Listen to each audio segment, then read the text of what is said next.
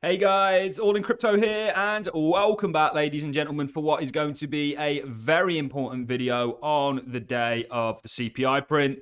We are going to be discussing that. By the time you are watching this video, I do believe the CPI print would have been out, or actually, this video comes out at 1 p.m. UK time, which is GMT. CPI print comes out half an hour after. And over the past, really, certainly from the start of the week onwards, we've been getting everybody ready for this, saying it's going to be a volatile time, giving our overview on it. And we've been expressing really since the start of the year, the start of January. We started off by looking at the January effect, and then we've sort of snowballed our analysis. And certainly my patrons have been, we've actually been positioning for what I think is going to come this year and how it's potentially going to play out. But we've said that we're not particularly bears starting 2023 off. And people get a little bit pissed off with that, and that's totally fine because of how bearish we were last year.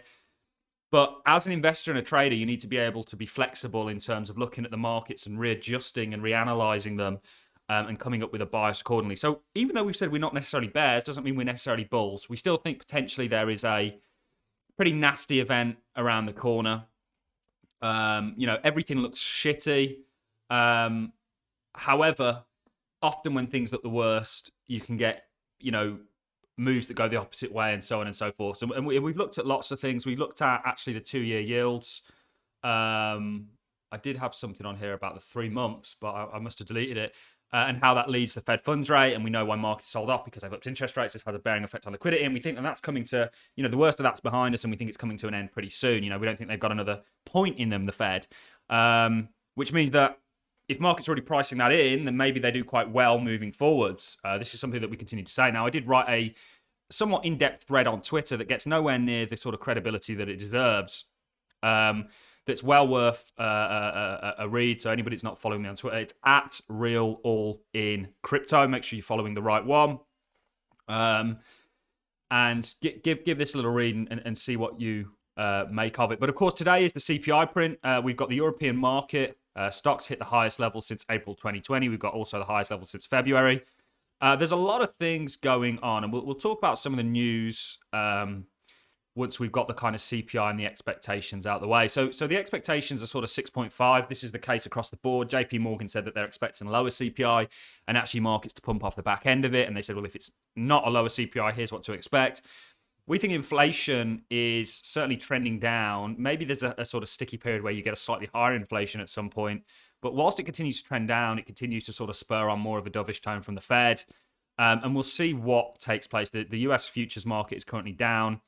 Gold is up, and the dollar is just getting pulverized. We did expect this to go higher, but we did say you're going to get a pullback here.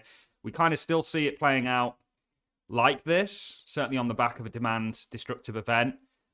It would be quite likely, but the problem is with where we're at right now is why we're not necessarily bullish or bearish is this is likely to get some sort of a relief rally, if nothing else, and markets may not do too well, but given the context of everything, they may actually do all right if it's more FX internal reasons why the dollar's getting a bid and not because people are running to it in regards to safety. Now, this is a chart that we showed that I've not seen anybody else show. I do talk about it in this thread, which is the USDT dominance, something we've been watching. And we did say, look, if you break this, and I went over this with my Patrons yesterday.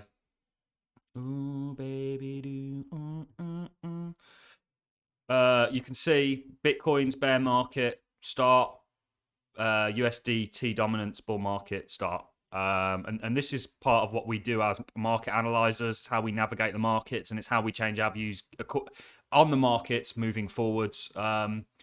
So if this is about to start coming down, maybe this starts to come back up. You got a div here. This is a bearish div on the USDT dominance. And you also actually flipping back to Bitcoin have a bullish div on Bitcoin. So this makes me think that maybe there's a little bit more in this than people are potentially looking at. Like I said, we're not exactly bears, but we're not bulls. We're just happy to see what happens with the markets. In terms of my portfolio, maybe next week or something, I'll tell you exactly what I've done in terms of adjusting that. We were heavy cash all last year. Have we got back in? Maybe, maybe not. To what degree? I will give you guys the lowdown on that at a later date. Of course, my group gets that first, and we try and position accordingly for it. So it's going to be interesting. Do we get that lower inflationary stats? To me, it looks quite likely.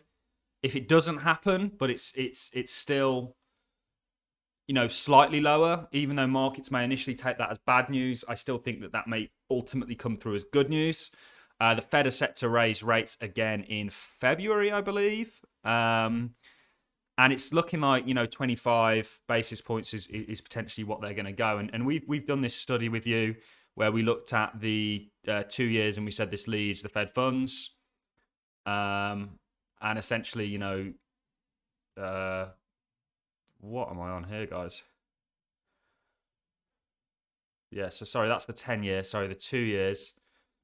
And we said that if this is topped out at 4.8, then the Fed ain't got too much further to go if they're at sort of 4.1. So we don't think there's another point in it, which means that interest rates are at the back end of us.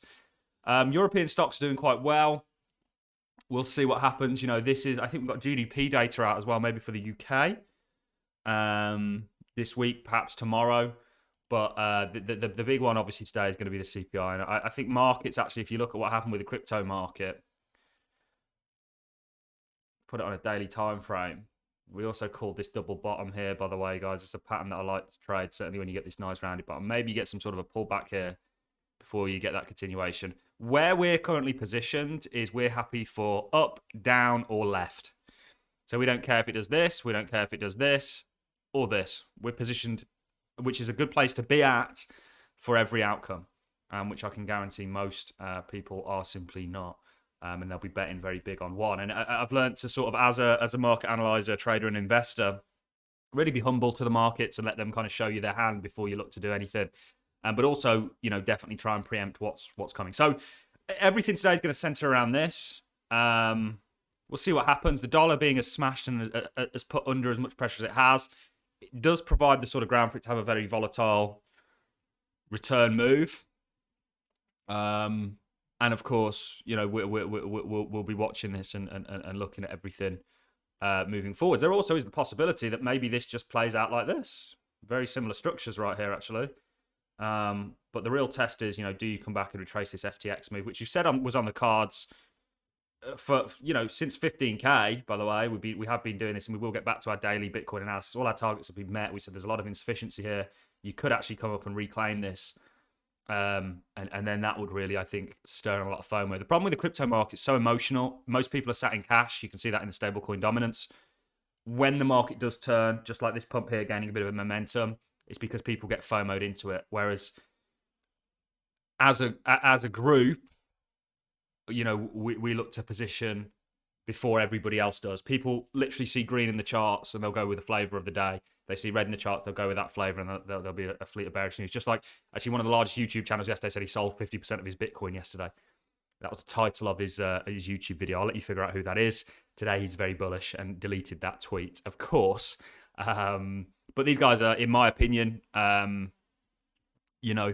me in a room with them. They'll come out victims, and that's really how I look at it. So, where we are on that little side note, we're going to see what happens. See what happens today. My base case, and on half an hour after this video, you'll get the sort of scope. Is I think with that lower CPI print, you may, and markets will likely rally and they'll appreciate it. And looking at the stock market, you do have that bullish div actually here for the stock market as well on the weekly time frame.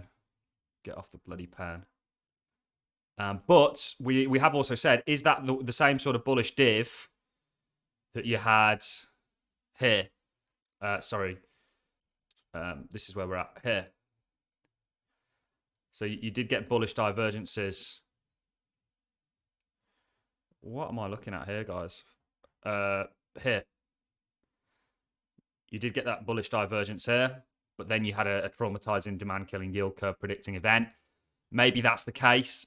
We are going to do a full report on when we actually think the crash is coming, because if you look at the yield curve and actually when the crash takes place, you can kind of plot things out, and there's something quite interesting there in terms of the data. I was going to get into net liquidity. More evidence that liquidity is improving. Index of US Treasury market liquidity. The recent low coincided with the UK gilt debacle in September. So the markets are, even though they're trying to be really tough and aggressive and demand destructive, they also don't want to be too tough because you get like the gilt implosion. So they're going to have to stimulate. This is the thing you got to understand about the current system that we're in, is it's destined to fail. It's continuous, it's perpetually inflationary, which is set on a path for failure, in my opinion. This is the People's Bank of China seen cutting LPR by 5 basis points in Q1. So this means the People's Bank of China is looking to stimulate and promote their economy. I was going to get into this, but I probably won't. And then, of course, I may do a separate video on the fact that FTX has recovered $5 billion in user funds. Obviously, nowhere near what was lost. But this is probably quite a positive thing. You know, it means that the hacker or whatever or is probably not going to dump. But then again, how do they make users whole again? Do they give them cash value, or do they give them the crypto, or how does that work? We're still yet to see. All I got for you in this video, guys. Enjoy today. Don't let it stress you out too much. Remember, whatever the outcome, guys, you got to live with it. And don't. My advice. And this is not financial advice, but advice in terms of how I typically deal with these events, is I don't put any high leverage trades on, because it looks like a heart monitor a lot of the time when the CPI print actually hits. All I've got for you in this video, guys. You enjoyed the content, like us, always appreciate it. So as a comment, and I look forward to seeing each and every one of you in the next YouTube video. Thanks a lot for watching, ladies and gents. See you in the next one.